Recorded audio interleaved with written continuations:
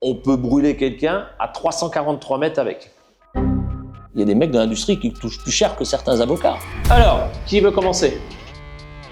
C'est pas ouf, hein. Alors, c'est pas ouf. Aujourd'hui, il faut payer pour avoir un jeune. C'est quoi le délire? C'est pas rassurant. On n'a pas assez d'une vie pour connaître tout le soudage. Si aujourd'hui, tu rencontres un soudeur qui te dit « je sais tout faire », faut pas lui parler. Ah ouais, c'est vrai? On commence bien. Moi, j'ai l'impression aujourd'hui que les jeunes, ils sont perdus. Aujourd'hui, la plus grosse des souffrances des industriels, c'est de trouver du monde. Les soudeurs, ils aiment les mecs de terrain. Sophia, tu laisses prendre les gants. Sinon, ça va bien se passer. L'inconvénient, c'est la sécurité. Est-ce que l'industrie va bien? Qu'est-ce qu'on fait bien? Qu'est-ce qu'on fait mal? J'aimerais avoir ton regard honnête. Are you sure? Notre mission de revaloriser ces métiers techniques dont on a tant besoin pour l'industrie française.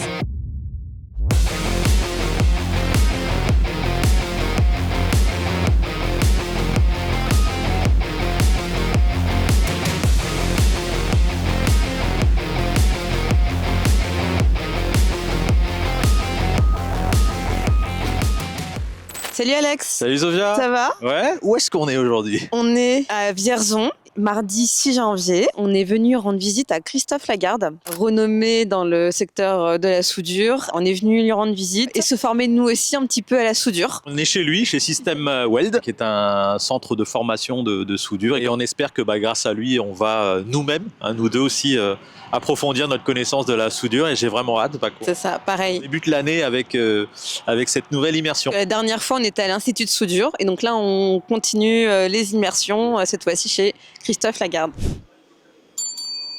Ah, je suis tout excité là. Christophe, où es-tu? On t'attend. Hello. Bonjour. Ça va? C'est très naturel. Écoute, oui, ravi de nous recevoir. Ravi de nous recevoir. Ah ouais? On commence bien. Je suis Christophe Lagarde, j'ai 47 ans, je suis dans le soudage depuis 1994, je suis toujours resté dans le soudage, j'ai fait quelques périodes d'intérim. Et pour plein d'expériences perso, pro et tout, je suis retourné dans l'aéro. Et à l'issue, j'ai rencontré quelqu'un dans le milieu de la formation, tout à fait par hasard. Cette personne m'a plutôt imbriqué dans le milieu de la formation, chose que j'étais pas du tout persuadé de pouvoir faire. Et finalement, apparemment, ça a bien matché. Et j'ai créé une petite chaîne YouTube, et qui a bien pris finalement, qui n'a pas pris qu'avec les stagiaires, mais qui a pris aussi avec un certain public qui avait besoin d'informations sur le soudage. Bien sûr, avec beaucoup d'anomalies, j'en fais toujours, bien sûr. Autrement, je suis un centre de formation en soudage aujourd'hui, donc depuis 2013, qui s'appelle System Weld. Aujourd'hui, on a 3 formateurs indépendants.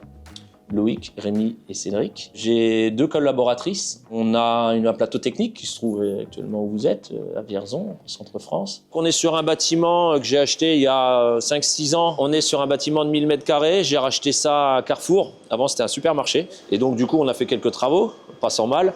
On a fait l'équivalent de 2000 m² de placo. Les entreprises m'ont monté à peu près entre 8 et 10 km de câbles électriques. 600 m² adaptés pour la formation et tout le reste pour la préparation, la mise en place, les bureaux, enfin voilà. On fait de la formation initiale, perfectionnement, qualification, on reçoit tout public, principalement industriel. On est plutôt bordé sur l'aspect aéronautique, armement, on fait du nucléaire, on fait de l'agro, on fait du pharma, on fait de l'agricole, on fait toute matière et on répond à tous les problèmes. Et on fait aussi des interventions sur site entreprise, c'est-à-dire que si les entreprises ne peuvent pas déplacer les gens, le matériel ou bien les deux, on intervient sur site. J'essaye de mettre en avant les métiers de l'industrie et plus particulièrement les métiers de la métallurgie. Dès qu'on peut attirer du public, du jeune public, de la reconversion, on essaye de porter un message qui n'est pas souvent facile à porter. Donc là, effectivement, tu as vu, on a un simulateur de soudage. C'est-à-dire que quand on a des gens qui n'ont jamais soudé et qui veulent aller dans le métier du soudage, on commence par ça et ça nous donne un peu les premiers éléments pour savoir si on va plus loin. Okay. Par contre, quand tu as déjà soudé, c'est évident, il ne faut pas prendre ça. Les simulateurs, c'est bien, mais le réel, c'est mieux. Tu vois. Là, on a donc toute la partie droite, 6 cabines de soudage. TIG. C'est grâce à ce procédé, entre autres, qu'on peut souder des éléments comme le nucléaire, comme l'automobile, l'aéronautique. Donc c'est le procédé par obligation dans cette industrie, dans ces industries-là. Donc ça, on n'y échappe pas quand on veut être soudeur. On passe forcément par le stade TIG. On a donc 6 cabines du procédé TIG avec du matériel assez confortable. On a du Fronius, on a de WM, on a d'autres marques. On a des tables de positionnement, on a tout pour que ça travaille dans de bonnes conditions. Il n'y a pas, je pense, pas plus de 10 minutes sans qu'un stagiaire puisse savoir le passage d'un formateur. Par session, effectivement, on a une petite vitrine qui permet de mettre l'éprouvette la plus moche de la semaine. On dit, si tu as fait un peu n'importe quoi, on va la mettre dans la caverne des horreurs. Voilà. Et il y a quelques pièces, parfois, ça peut être les formateurs. Hein. Excellent, excellent. Ce métier, il t'a appris quoi sur toi? Qu'est-ce qui m'a appris? Ouais. La patience, même si j'en ai un peu moins en ce moment. La minutie, la dextérité et surtout de savoir, et ça c'est ma phrase type, de se dire qu'on n'a pas assez d'une vie pour connaître tout le soudage. Voilà. Si aujourd'hui tu rencontres un soudeur qui te dit je sais tout faire, faut pas lui parler. Bon, en France, on parle de 34 000 soudeurs. Grosse pénurie. On parle d'un manque de 7 à 10 000 soudeurs. Il y a aussi une baisse d'attractivité. Les jeunes aujourd'hui ont une méconnaissance ou sont vachement désinformés. On est dans un contexte de réindustrialisation. Est-ce que l'industrie va bien, va pas bien? Qu'est-ce qu'on fait bien, qu'est-ce qu'on fait mal? J'aimerais avoir ton regard honnête. Are you sure? Ah oui, je suis sûr. Pour moi, l'industrie va mal dans sa globalité. Le savoir-faire français, il est acté dans certaines situations. Le naval, le nucléaire, l'aéronautique. Mais il y a d'autres secteurs où ça se casse fatalement la gueule, par manque de personnes, par manque de formation, par manque d'information, par mauvaise image que les gens transmettent. Et quand on me dit moi j'ai vu un marteau traverser dans l'atelier, je ne supporte pas, et surtout venant de la personne qui a jamais mis un pied dans l'atelier. Et les parents sont aussi à l'origine d'une mauvaise image pour certains de l'industrie. C'est-à-dire que tu vas dans l'industrie, t'as pas bossé à l'école. Il y a des mecs de l'industrie qui touchent plus cher que certains avocats. Moi j'ai l'impression qu'aujourd'hui que les jeunes ils sont perdus.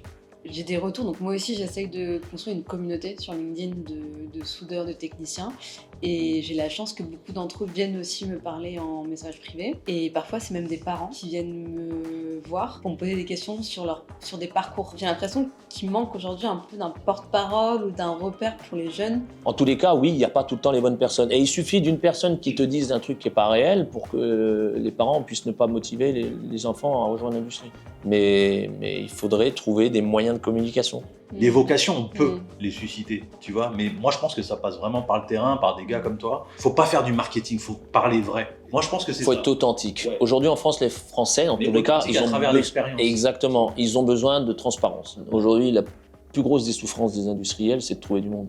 Quel conseil on peut donner justement aux recruteurs pour essayer de jauger d'un bon soudeur, d'un mauvais soudeur? De communiquer avec la partie déjà atelier. Premier truc à modifier pour les RH, c'est de bien cibler le besoin. Les soudeurs de se renseigner sur l'entreprise et d'avoir une connexion directe avec un mec de terrain. Les soudeurs, ils aiment les mecs de terrain. Ici, on a une cabine de maquette. C'est une mise en situation qui permet de souder dans des, comme on dit, dans des situations qu'on va trouver dans le réel. Parfois, on a un mur, il faut aller souder derrière. On n'a pas la place avec la torche correctement. On peut souder au miroir. Donc les gestes sont inversés. On peut aussi souder dans des endroits où on se doit de coucher. Ça répond à un cahier des charges des clients. Ils te disent Christophe, est-ce que tu peux challenger les soudeurs sur telle ou telle position? Et toi, tu refais le décor, entre guillemets. On a eu des demandes d'applications spécifiques, mais pas de maquettes spécifiques. C'est-à-dire des situations avec des écarts bien distants, bien dormés et tout. Voilà. Donc à terme, si demain, il y a besoin de faire une maquette pour un client bien spécifique, pour un groupe spécifique, on le fera. Et là, on se trouve sur 5 cabines complètement équipées de matériel adapté aux grosses projections, grosses fumées, donc grosse cadence. Donc du coup, on a des aspirations qui permettent d'aspirer les fumées. Et derrière, ça permet aussi d'avoir une partie où les cabines prennent plus cher, entre guillemets, en termes de protection. Sophia, tu laisses prendre les gants. Tu desserres la manivelle vers le haut. Voilà. Tu prends ton tube de façon à l'amener vers le truc rouge. Tu remontes ta manivelle vers le haut. Voilà, tu appuies fort, très bien, impeccable, c'est bon. Tu prends cette manette-là, tu la baisses tout doucement, tu vas sentir à un moment une certaine force. Ça va y aller tout seul, vas-y, appuie. Et là, tu tournes la manivelle. Quel sens? Tu veux faire qu'un sens. Ok. Tu peux aller plus vite. Là, tu peux tenir le poste, voilà. Là, tu le tiens. Vas-y, tu peux y aller, tu peux y aller, tu peux y aller. Et voilà. Trop bien. Merci. Et on va passer à la deuxième étape. Donc moi, j'enlève les petites bavures. C'est une machine qui coupe du tube très précisément, mieux qu'à la scie de l'autre côté. S'il y a un jeu même de 1 centième, on risque d'avoir un défaut sur la soudure. Donc pour ça, on utilisera un autre outil. On va venir souder les pièces ensemble, mais d'une façon mécanisée. Et pour ça, il faut enlever, tu vois, il faut redresser et enlever les petites bavures sur le côté. Là, j'insère ça ici. Je serre modérément. Et du coup, tu vas comprendre à quoi ça consiste. Je vais venir effleurer le tube de façon à le redresser. Tu vois, un peu comme un tour en fait. Donc là, on est extrêmement droit. Tu peux le faire à la main, mais tu n'auras jamais un résultat extrêmement précis. Tu vas essayer de la mettre de façon à être quasiment au bout de l'électrode, tu vois. Voilà, là, t'es pas mal. Ouais, c'est bien là. Tu peux prendre le deuxième. Donc là. Donc ça permet d'envoyer du gaz à l'intérieur du tube. Parce qu'il faut protéger ta soudure dedans, dans la tête, et à l'intérieur. Donc là, on enverra du gaz dans la machine, par le biais de l'intérieur, et par l'extérieur, à l'intérieur du tube. Je te laisse faire un petit truc, c'est d'appuyer sur Start. J'y vais? Ouais. Donc, qu'est-ce qui va se passer? On s'aperçoit de plein de trucs. Ça va faire un cycle. Ça va souder tout autour de la pièce. Tu vois là? Ouais. Ça flash. Oui, oui, je reviens. Et donc, on soude à une certaine intensité, une certaine seconde. Enfin, voilà, ça va durer 100 secondes, à peu près. Donc là, tu vois, tout est bon, qu'on va l'ouvrir. Ça va, hein? Bah, bien sûr. Ah la vache, le corbeau est magnifique. C'est un tube pour le monde alimentaire? Oui, tu peux passer du vin, du chocolat, du lait, dedans, de l'eau. C'est un tube qui résiste à la bactéries. D'accord. Bien sûr, il faut les nettoyer avant, mais voilà. El Magnifico. Oh là là. C'est ça? Ah, c'est la machine qui a fait, hein? Oui, mais bon, il peut arriver qu'à fois, des fois, ça va pas correctement. Ça fait un peu peur, ça. C'est pas rassurant. Donc là, on est sur un procédé de soudage qui arrive à très grands pas dans certains secteurs industriels. On parle de soudage laser manuel. Le laser existe depuis 30 ou 40 ans dans des enceintes fermées, des machines automatisées. En découpe, ça existe, vous connaissez tous des entreprises qui utilisent du laser pour découper des tôles. La découpe laser d'une tôle, la source, c'est de la lumière. C'est la même chose, mais miniaturisée dans l'appareil que je vais vous présenter, qui nous permet aussi de souder. Il y a plusieurs catégories de laser. Et le laser que vous avez ici, on est jusqu'à, selon mes mesures, 10 fois la vitesse du TIG.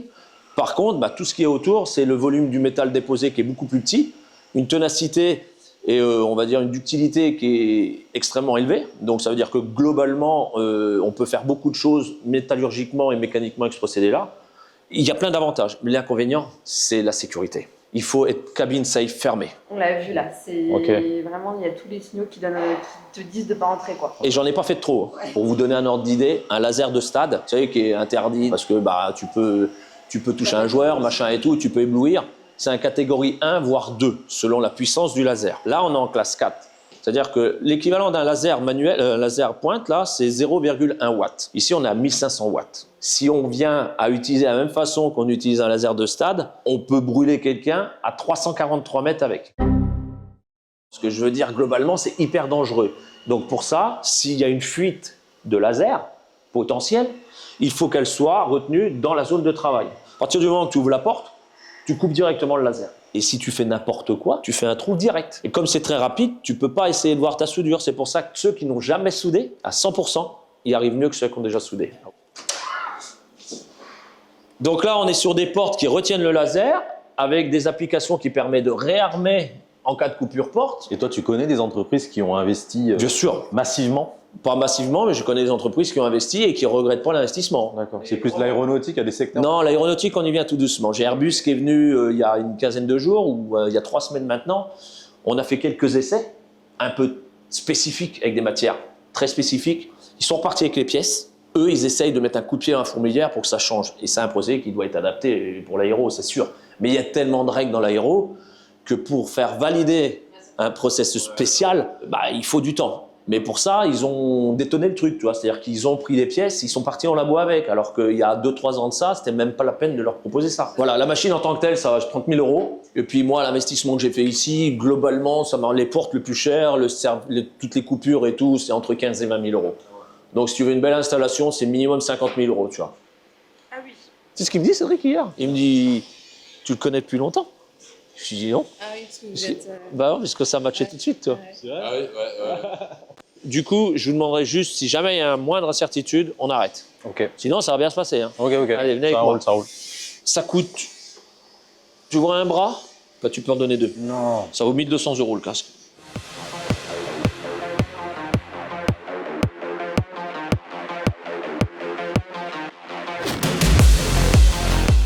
Avant de parler, avant de relever le casque, la première chose que je vous demanderai, vous faites votre essai, c'est très bien.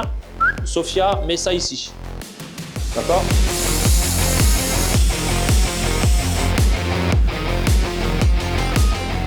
C'est clean, net, précis. Alors, qui veut commencer? Donc là, tu es à 45, t'es pas trop mal, la poignée parallèle à ton support, T'es prête? Ouais. Allez, appuie. Tu vois rien? Non, je vois. Enfin, C'est normal, c'est pas grave ça. je vois pas trop ce que je fais, mais je vois bien qu'il y a une ligne qui se forme, quoi. Alors, qu'est-ce qu'on constate? Tu relèves le casque, même si t'as rien vu, je vais te montrer ce que t'as fait. C'est pas ouf, hein. Alors, c'est pas ouf, mais il y a du bon. Ton angle, il était trop fermé, donc trop vers le bas. Il aurait fallu que tu remontes un petit peu, je l'ai pas vu. D'accord. T'es resté trop longtemps. Et t'étais trop vers... Tu vois, t'étais pas trop mal, là. Et là, t'es remonté vers le haut. Comme c'est très rapide, tu te dois d'avoir le bon angle dès le départ. Si on te donnait, toi, Christophe Lagarde, les pleins pouvoirs d'un ministère, tu vois, pour relancer la filière des métiers techniques, etc., ton plan d'attaque, c'est quoi? Je fais beaucoup de communication auprès des collèges. Donc l'éducation nationale, de dire « Oh les gars, qu'est-ce qu'on fait là pour les métiers manuels ?» Relancer l'apprentissage pour aider les entreprises, donner des sous aux entreprises pour recruter des jeunes. Aujourd'hui, il faut payer pour avoir un jeune. C'est quoi le délire là? Donc relancer tout le système de formation, de faire en sorte de redistribuer aux bonnes personnes, parce que moi, France Travail, encore une fois, je pourrais faire de belles aventures, hein. Mais je suis bridé, je peux pas. On te donne 5 000 € pour former quelqu'un. Je fais comment? Puis on espère qu'à travers cette vidéo, peut-être que certains auront envie de venir en industrie, pas forcément le soudage, hein, mais de venir dans tous les métiers qui peuvent être gratifiants dans l'industrie. Venez voir Alex, venez voir Sophia, posez-leur des questions. Demande à Sophia, c'est quoi la différence entre un usineur et un soudeur? En tout cas, merci d'être venu, d'avoir fait le déplacement. Ouais, bah merci de nous Merci avoir beaucoup, Christophe. accueillis et puis pour toute cette authenticité, quoi. Ouais. On s'en verra de toute façon. On espère bien. On espère bien. Bah, merci à toi, Merci beaucoup. Christophe. Merci beaucoup. À bientôt. À Ciao. bientôt. Ciao, Merci, ciao. au revoir. Bon bah Sophia, Bon, Alex. encore une belle journée qui se termine. Eh oui. Alors toi, ton bilan? Moi, mon bilan, alors journée très intense. De ces journées, on en ressort toujours avec plein d'énergie, je trouve. Je suis d'accord. Je suis arrivée ce matin, neige, 4 h du matin. Ouais, tu vois, en fait, je repars avec waouh, j'ai plus envie de partir. En fait, je veux faire encore de la soudure. Très positif et très contente d'avoir rencontré Christophe et d'avoir aussi eu l'occasion de tester d'autres techniques de soudure, comme le soudure laser.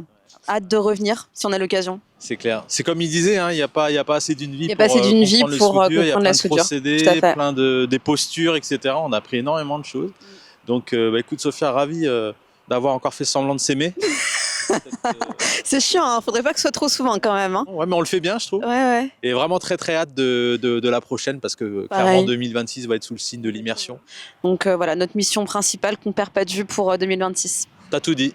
Voilà. À la prochaine. Allez, ciao. Ciao, ciao. Allez, tchuss. Hein.